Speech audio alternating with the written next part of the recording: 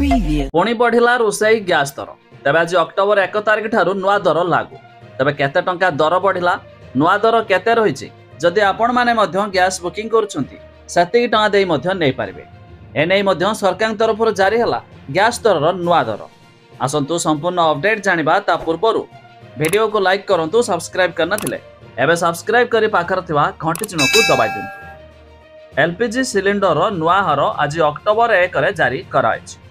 दशहरा एवं दिवाली भली पर्व पूर्व ग्राहकों को महंगा झटका लगी तेज कमर्शियल एलपीजी सिलिंडर मूल्य प्राय 50 टंका वृद्धि कराइछ।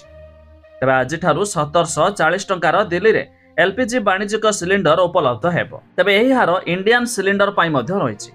एठारे घरे एलपीजी सिलिंडर हार कोनोसी परिवर्तन होई नै। एठारे वर्तमान सुधा 14 किलोग्राम विशिष्ट सिलिंडर मूल्य मात्र 803 टंका रहिछि।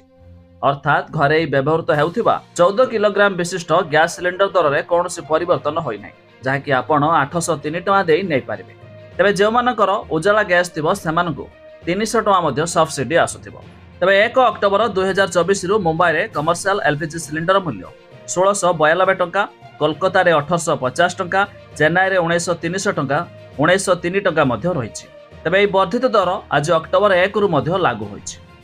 तेबे आपण माने केउ जिल्लारू वीडियो देखुचंती ता निहाती कमेंट करी जणाइबे।